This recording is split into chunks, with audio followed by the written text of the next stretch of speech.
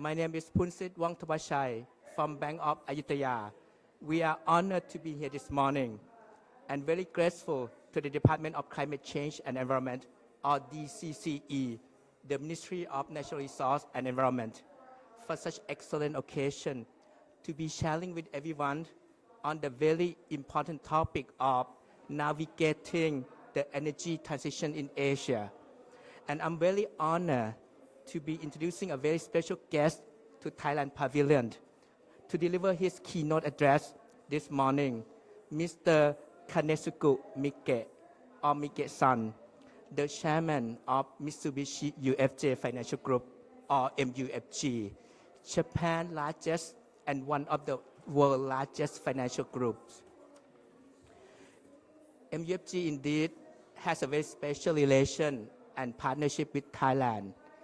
Even prior to MUFG investment in the Bank of Ayutthaya in 2013, the Bank of Tokyo and later on the Bank of Tokyo Mitsubishi UFJ Bangkok branch has already been operating in the country for more than 50 years. And over the 6 decades, especially since it became a strategic shareholder of the Bank of Ayutthaya, MUFG has not only bought in the investment, but has also significantly contributed to the tangible and substantial progress for the Bank of Ayutthaya and the Thai banking sector at large.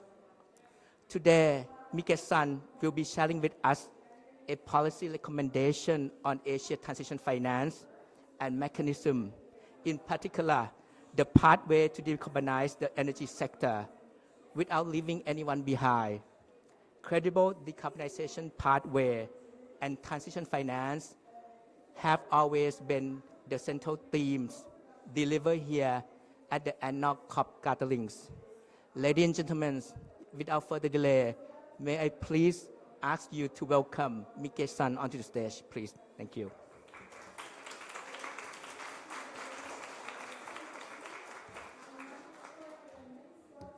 ขอบคุณนะครับคุณผู้สิทธิ์สวัสดีครับผมชื่อมิเกะนะครับฉันทำงานที่ธนาคาร MUFG Well, good morning, COP delegates and esteemed guests. Ladies and gentlemen, my name is Kanesuke Miike, the chair of MUFG. Firstly, on behalf of MUFG and the Bank of Ayutthaya Kunsi, a member of MUFG in Thailand, I would like to thank and express my sincere gratitude to the government of Thailand for this opportunity to speak to you today in this Thai Pavilion at COP28. COP28 and the meeting of global leaders to act against climate change is now more important than ever. Every day we see the disastrous effects of global warming and the rising CO2 emissions around the world. This is why, in our home market of Asia, we must do our part to shape the right future and take action to decarbonization now. But doing so requires a thoughtful approach and the balancing of multiple objectives, including decarbonization through just and orderly energy transition. Please allow me to take you through 3 themes as we navigate through this energy transition. First, is an understanding of the market trends shaping Asia and Asia's positions in the global economy. I will talk about the current situation in APEC as well as the challenges we are facing. This is to understand the Asia's unique landscape, which is different from the rest of the world. Second, I'd like to talk about the challenges and the possible unlocks from a financier's perspective. Although MUFG is passionate about transition and decarbonization, there are many challenges we have to overcome to finance transition. We believe we have solutions, but they are not easy ones. This is something that we need to tackle with all stakeholders, including public sector. And the last is how MUFG is addressing some of these challenges through multiple approaches. I will also touch upon our commitment to achieving net zero. Please next. Let me begin by looking at APEC's journey of economic growth Over the last 30 years, APEC's GDP has grown 5 times, and it now surpasses the even developed region like North America and Europe. And as you know, today, APEC is a large contributor to a global GDP. This remarkable growth is expected to continue, especially in ASEAN, which is one of the fastest growing regions of the world.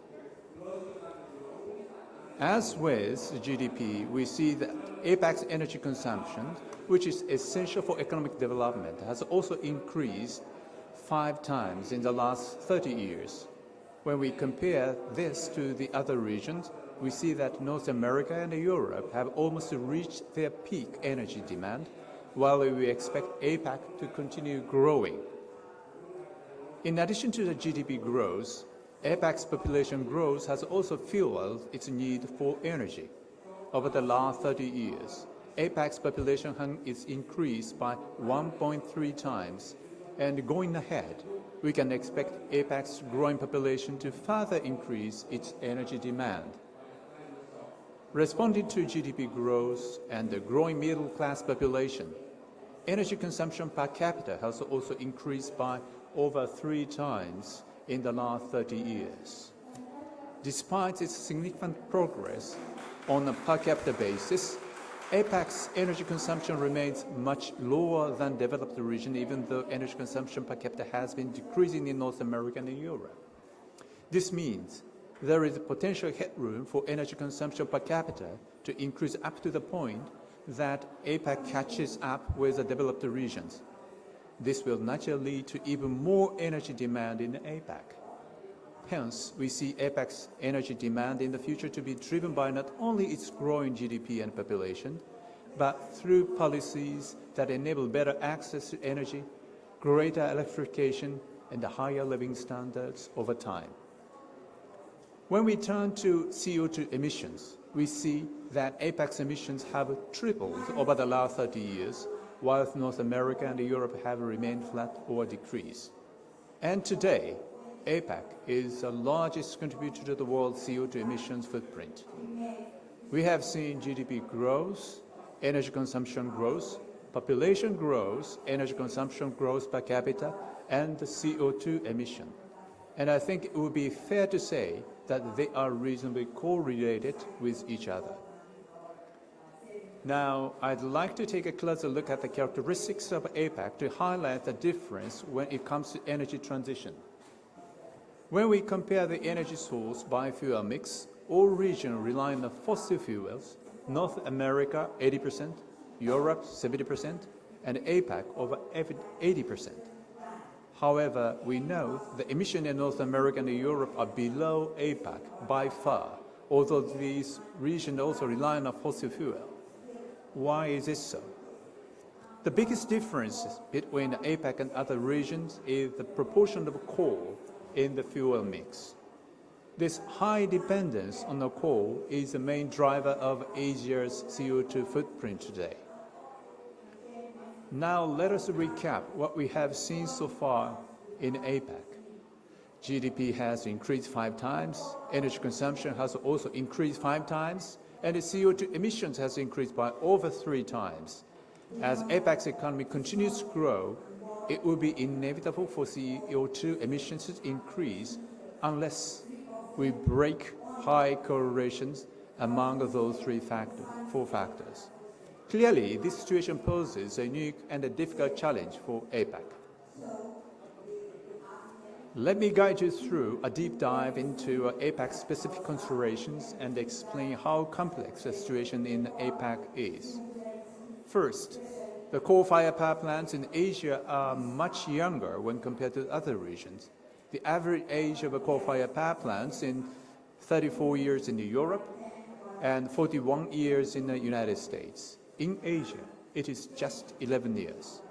Hence, an immediate shutdown is not a realistic option, especially as they serve to provide a critical supply of energy for the economy and households. This is a quite unique challenge for Asia. When we consider renewable energy potential, which is one of the best solutions for decarbonization, we find that the situation is also different region by region. I'm sorry, this is a rather dizzy slide, but when we have a close look, for example, the potential for solar power is uneven. We observe that the solar potential distribution across the region is uneven and mixed. Parts of North America, Sub-Saharan Africa, enjoy higher levels of solar potential when compared with Asia. Meanwhile, when we consider wind potential, we can see parts of Europe have greater potential than Asia. Turning to the grid infrastructure, we can also see differences within Asia. Unlike Europe, where many countries are connected to each other on land, many countries in the Southeast Asia are inland nations and separated by great distances over water. This creates technical challenges in delivering a connected grid. Even if the countries are connected over land borders, there are few internationally connected grids in APAC, unlike Europe.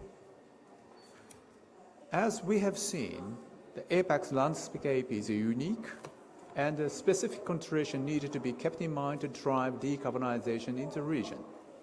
The question is how much is required to resolve this challenge? The short answer is the $3.1 trillion per year, a quite big number. Investments are required for infrastructure such as the grid, battery, and the storage. Investments are required for early retirement for coal-fired power plants. Investments are required for developing emerging technologies such as coal-fire and CCUS. All these together, we need $3.1 trillion per year. But in reality, so far only $0.3 trillion was invested in APAC. There is a $2.8 trillion gap between actual and required.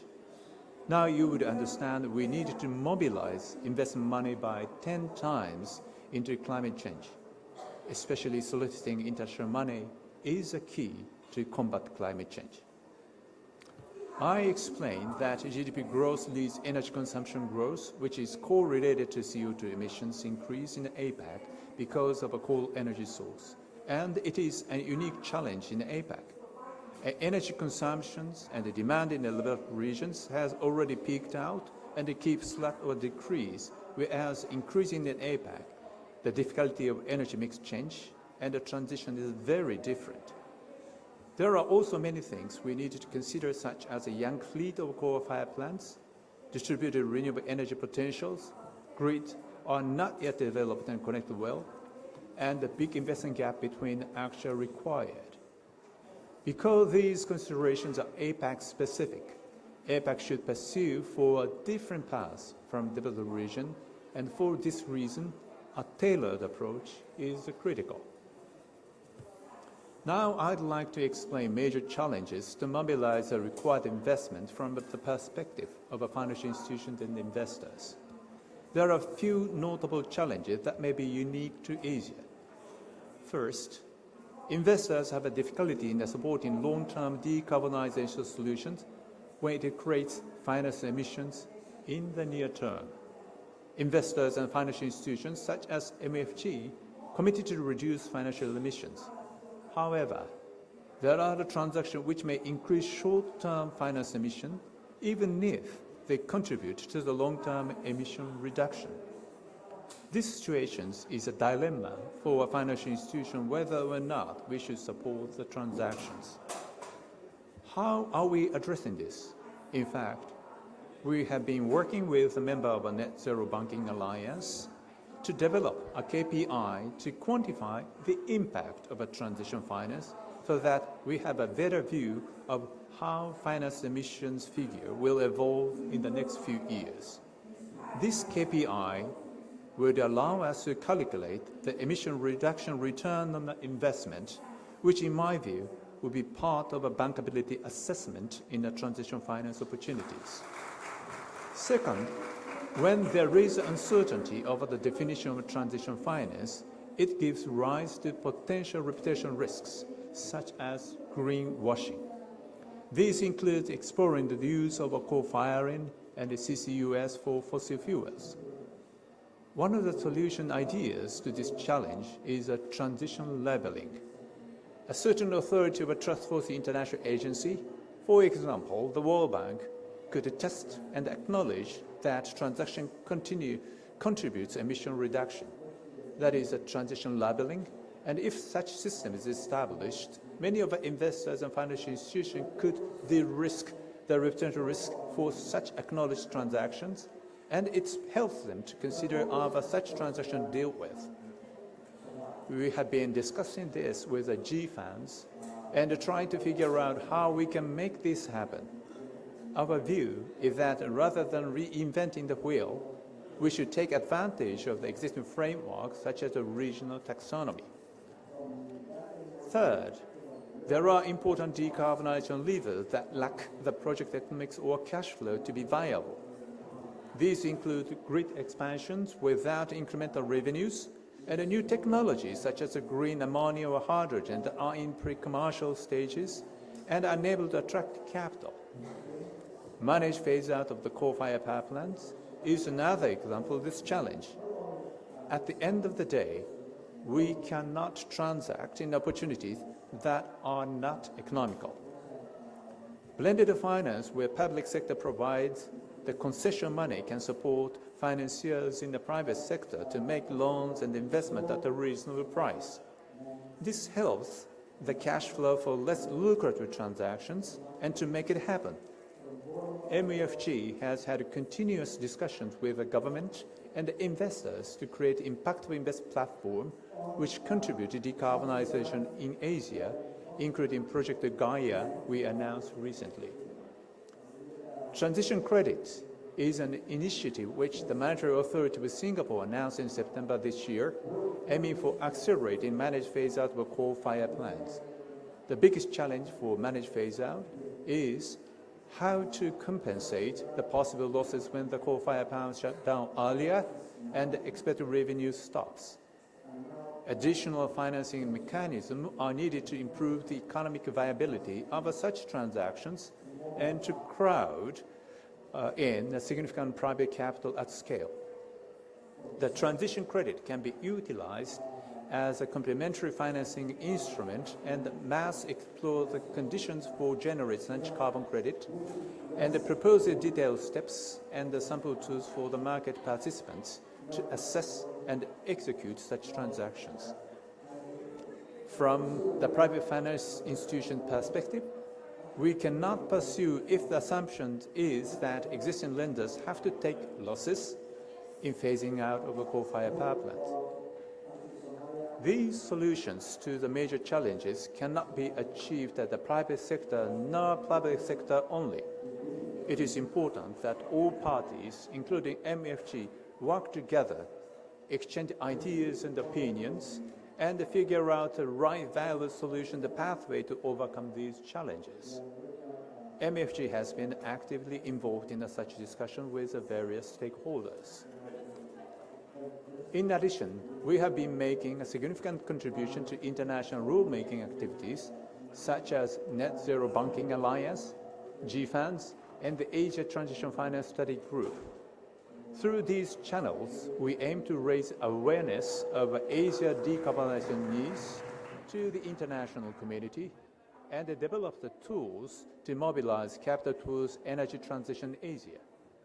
We have also contributed to the deepening the understanding of Asia through the publication of Japan Transition White Paper and the Asia Energy Transition White Paper. Japan White Paper focuses on the energy transition in Japan, presenting Japan's approach to the achieving carbon neutrality based on a deep dive into the geographic characteristics and the interrelationship of energy and industry, and comparison of policies in Japan, Europe, and the United States. It also closely discusses the key levers of Japan transition strategies. Asia White Paper focuses on the power sector in Thailand and Indonesia and provide analysis on the challenges and the potential solutions, ideas for decarbonization in both countries.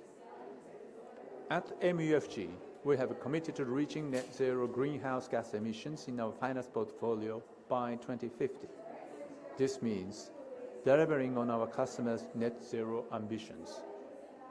While we also share the common goal, we understand that there are various pathways to reach net zero. That is why we acknowledge the importance of engagement, not divestment, with our customers to understand their strategies and the issues to decarbonize. Through these actions, we can build common understanding, mobilize investments, and overcome challenges to energy transition. In terms of finance, we have set a 35 trillion yen sustainable finance target by 2030 to support the financing of decarbonizations of our customers and the real economy. We have already achieved a 27.7 trillion yen and are well ahead to deliver our targets. In Thailand, the currency has contributed to the creation of a Thai taxonomy and is making efforts to promote sustainable finance through the ASEAN Capital Market Forum and other channels. In terms of finance, Kunsi has consistently been one of the top banks on the ESG bond league table and is focused on helping customers deliver their decarbonization strategy. In closing, emission reductions is critical for humanity. All of us feel the impact of climate change every day. We have no choice but an immediate action. In this session, we have seen how APAC's GDP has grown along with energy consumption and the CO2 emission. Due to energy mix, there is high correlations between economic growth and CO2 emission in APAC, and balancing those two is critical. The age of a coal fleet, renewable energy potential, and grid infrastructure readiness, these are all different from other regions. And that gives a unique challenge and it requires APAC-specific considerations. Energy mix change is needed while energy demand increases. This is also different from other developed regions. So the same solutions as the developed regions, such as North America and Europe, may not apply to APAC. We also cover $2.8 trillion gap between actual required investment and the necessity of mobilizing money towards climate change. To mobilize money, just and orderly transitions is critical. MUFG, as a global financial institution in Asia, will continue its support towards this decarbonization initiative. We also continue to work with the customers, governments, multilateral development banks, and all the other stakeholders to make the world greener. Navigating through these transitions will not be easy, but I believe it is possible if all parties come together to work towards a common goal. Thank you for giving me the opportunity to speak with you today. Kopuka.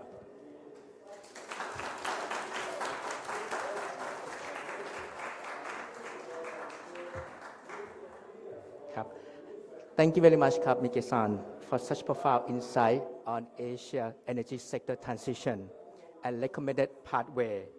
Your vision and policy recommendation, and importantly, partnership and support from financial institutions such as MUFG and Bank of Ayutthaya.